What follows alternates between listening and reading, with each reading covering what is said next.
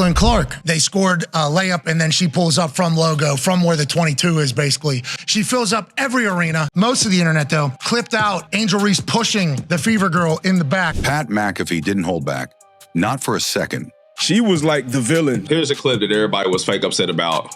That's not a bad foul. No, Caitlin Clark not finna fight, bro. It's turning they shit up, though. It's just some internet shit, bro. It's just bringing attention to these. The moment Caitlin Clark lit up the Chicago sky, he went off, ripping into Angel Reese with the kind of unapologetic fire only McAfee could deliver. Angel Reese has a little bit of a push-off on an offensive board. Obviously, she's great at getting rebounds, incredible underneath. Caitlin Clark says, what the hell is that? Come on! Caitlin Clark says, what the hell is that, to the ref? And then she says, and most basketball people say, that's a take foul. Angel was pissed off, thought it was a flagrant. Afterwards, everybody said, it was a take foul, it was a take foul.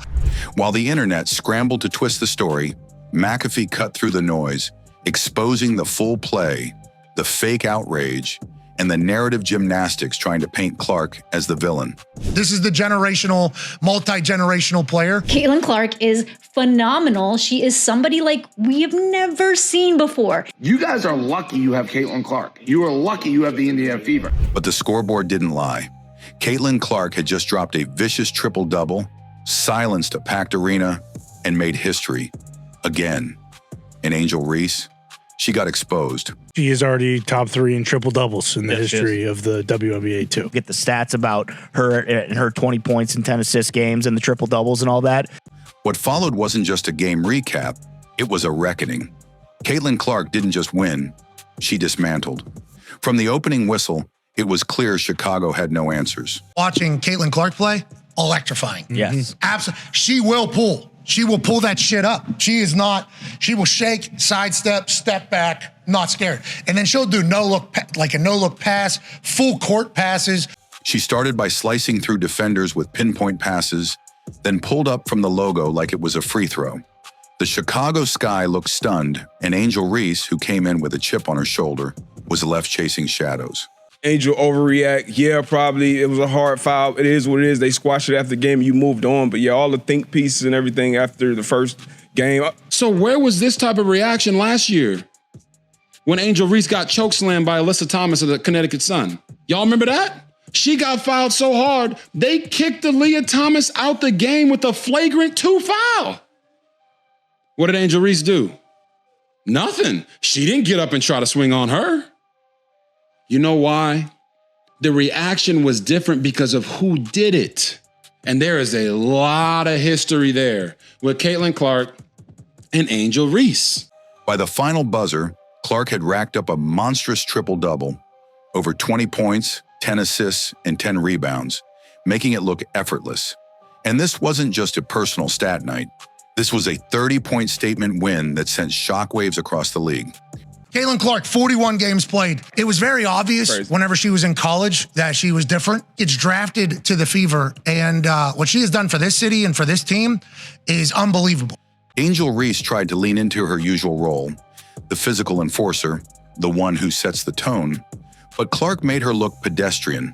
While Clark orchestrated like a 10-year vet, Reese struggled to get anything going. She hates her. This is why she did that. Shut up. Do that, bro. Caitlin hate her?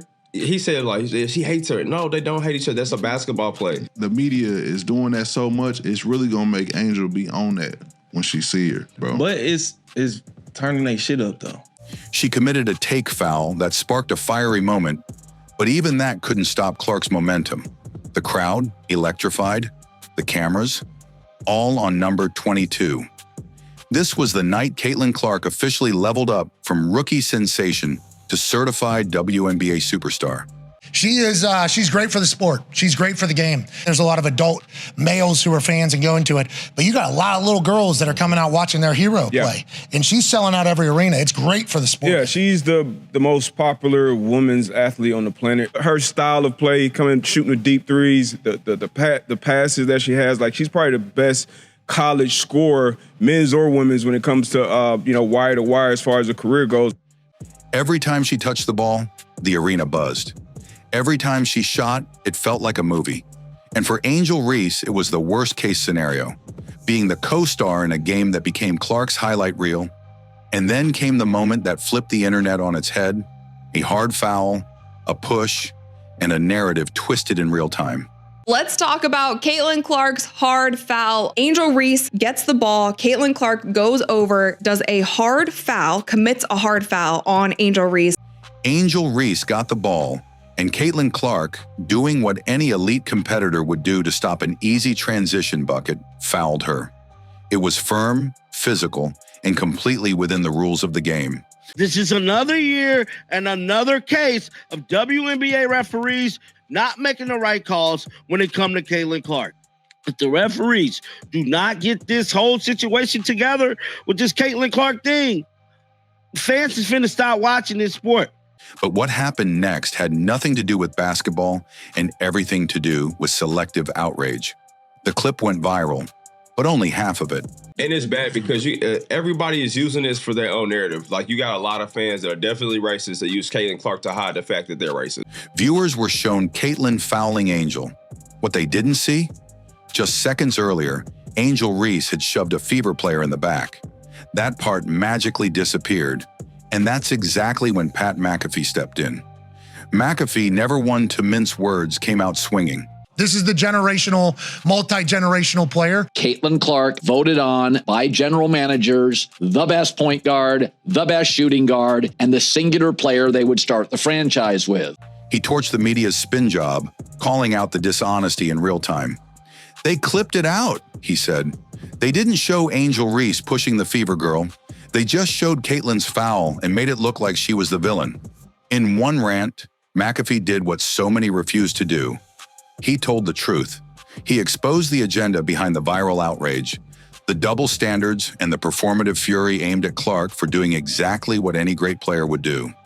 Caitlin Clark, generational talent. She's the one. They put the team around her right now. She is the one. This is the golden goose. This is the one. Caitlin Clark is a likable and lovable superstar. She pays homage. Caitlin Clark is the most important player in the WNBA. Caitlin Clark knows what's coming. Caitlin Clark rises up and is the star. And let's be clear, this wasn't McAfee picking sides without reason.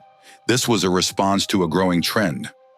Clark gets fouled, hit, shoved, but the moment she responds or protests, it becomes a headline. It is a balance, but she's a generational talent. No league's ever about one player, but in this case, Caitlin brought tens of millions of new viewers into the W, and there's no denying that impact. But again, you do want to balance it because obviously you saw what happened with Juju Watkins, getting hurt. You want to balance making sure that you're also promoting your other stars like an Asia Wilson, like a Brianna Stewart. Nafisa Collier killed it last year. I mean, she was the runner-up MVP and the defensive player of the year. I loved her. This year, sustain the momentum we had last year and gain even new viewers. McAfee pointed to the silence from last year when Angel Reese was slammed to the floor by Alyssa Thomas and barely anyone blinked. No think pieces, no outrage, no calls for suspension. Why was the reaction so different now? He didn't have to say it outright, but the implications were loud and clear. As the fake outrage ballooned, McAfee turned up the heat. He mocked the manufactured drama and called out how quick some were to weaponize narratives against Clark. Where was this type of reaction last year when Angel Reese got chokeslammed by Alyssa Thomas of the Connecticut Sun? Y'all remember that? She got fouled so hard, they kicked the Leah Thomas out the game with a flagrant 2 foul. What did Angel Reese do? Nothing. She didn't get up and try to swing on her. You know why? The reaction was different because of who did it.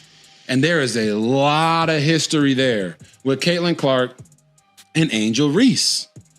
You guys remember last year when Angel Reese celebrated Kennedy Carter getting that flagrant foul on the hip check against Caitlin Clark?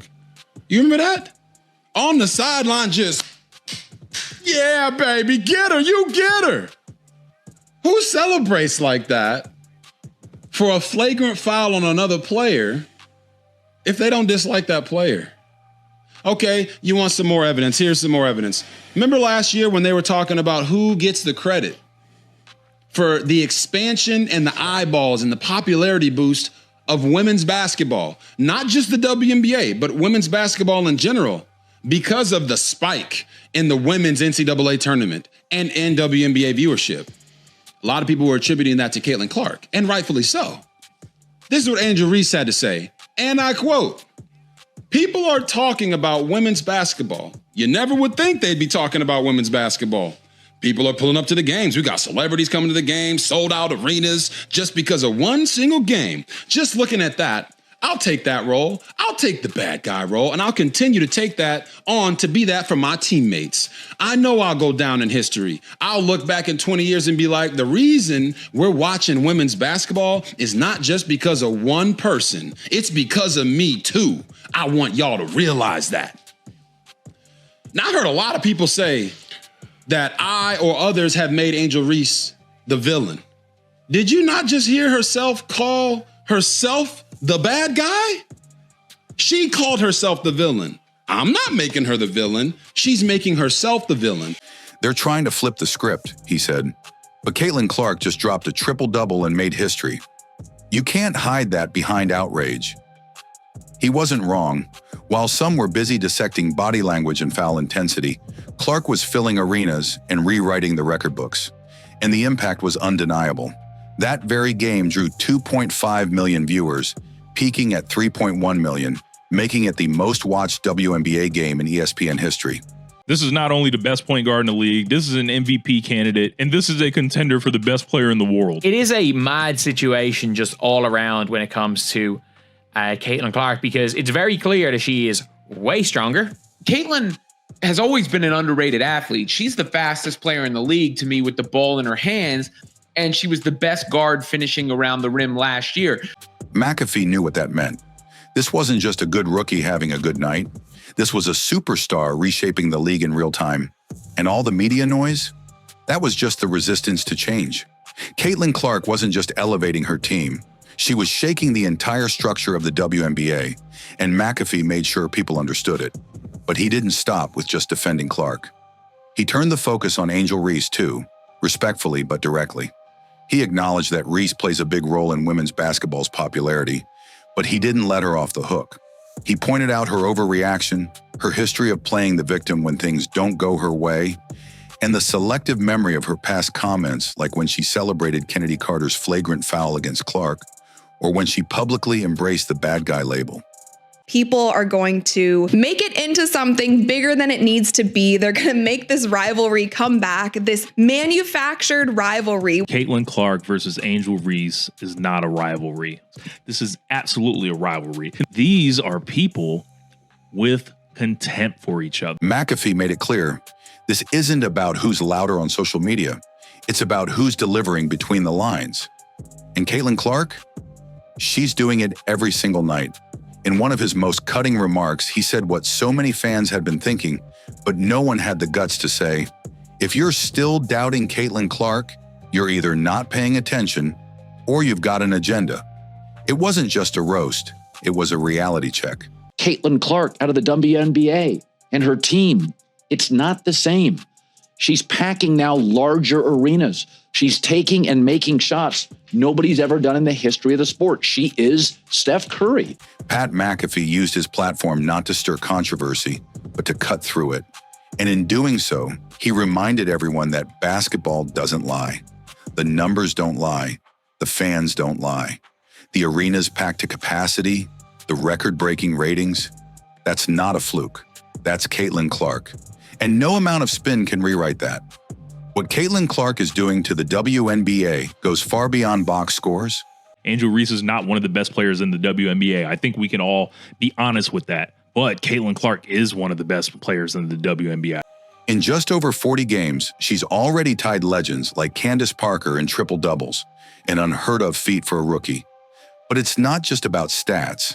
She's packing arenas, forcing cities to upgrade venues, and breaking viewership records, like the 3.1 million peak for the Fever versus Sky game. That's not hype, it's dominance. General managers aren't blind to it either. In an anonymous poll, they picked Clark as the best point guard, best shooting guard, and the one player they'd build a franchise around. That's not media spin. That's the league's top decision makers saying she's the future. Caitlin Clark, I've been noticing, I've been following her career since she was a sophomore at Iowa, and I recognized how different she was, how different she played the game. I used to tell all my colleagues who are not into women's basketball, I say, hey, man, you got to check out this girl at Iowa, man. She shoots from the logo. She shoots from almost half court. She's different. and men who travel with us in our traveling party who are basically anti-women's basketball, just didn't care for it, didn't want to talk about it, had no interest in it at all. All of a sudden, they started watching Caitlin Clark and got intrigued by her, and they became fans of her and her game. She needs a Jeep endorsement, commercial, because Jeep is an acronym that I've come up with of the way she has been treated and not welcomed into the WNBA. Jeep, the acronym is JEEP, and that stands for jealousy, envy, egos, and pettiness. Meanwhile, Angel Reese may embrace the villain role, but Clark plays like a composed assassin. Step back threes from the logo, no-look full-court passes. She makes it look easy. And while others stir drama, Clark stays locked in. Even when fouled hard, she offers a hand to help up her rival. That's the difference. So she hates that part of it and what she sees Caitlin Clark representing. Yeah, I don't think she hates Caitlin Clark. I think she just hates the fact that she doesn't have the spotlight. You're nothing without Caitlin Clark. I know what hatred looks like. Angel Reese hates Caitlin Clark. Not some basketball rivalry hate either. Hate. She's not just elevating the Indiana Fever. She's elevating the entire league. The Steph Curry comparison isn't just a compliment, it's a warning. A new era is here, and Clark is leading it. Caitlin Clark didn't ask for the spotlight, she earned it. Night after night, she delivers, not just with stats, but with leadership, vision, and a level of skill the WNBA has never seen this early. This is what a sellout looks like. 17,274 fans, and it was fully sold out. It was packed. I'm looking at Caitlin Clark make an announcement today that it's over. The BS, denying her place in the game. She's going to rewrite and shatter the record books. She could easily average a triple-double. While others push fake narratives, edit clips, and stir drama, Clark just keeps showing up and shutting it all down with her game. This is an unfair narrative that's going to be attached to Caitlin Clark. People come out here and get spanked. They're just going to cry and throw their hands up about racism. It's like, no, this is not racism. This is basketball. This is one team busting another team's ass. This is a white player in Caitlin Clark who largely always says the right thing, who is largely inoffensive. Pat McAfee saw through the noise and called it like it is. Clark is the real deal. And Angel Reese got exposed trying to keep up. The fans know it. It's unbelievable. This is another view right here of Angel just really dropping F-bombs. I think she says, you're effing crazy, something like that, blah, blah, blah. You crazy as F. What the F is wrong with you? Aaliyah Boston steps in and stops Angel Reese. The numbers prove it, and the league can't deny it. This isn't just a rivalry anymore. It's a takeover. So if you stand with Caitlin Clark, drop a comment below. 100% for Caitlin. The future is here, and her name is already etched in WNBA history. Love it, that's for sure. Rivalry.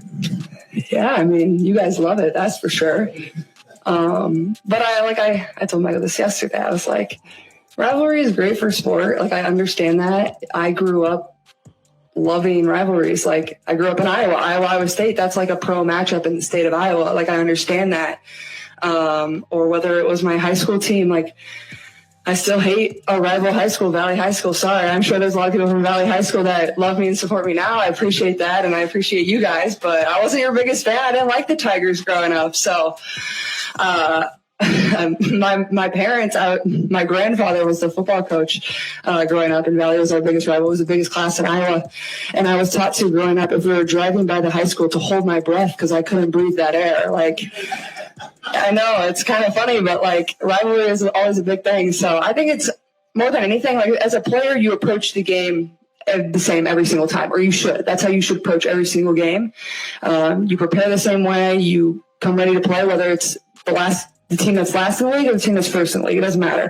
I think for the fans, it's great. They love it. And I mean, Chicago is the closest team to us. You know, we bust there usually, so I get it geographically. But I think for our team and our group, it's, you know, we prepare the same way every single game. But I expect today to be an awesome game.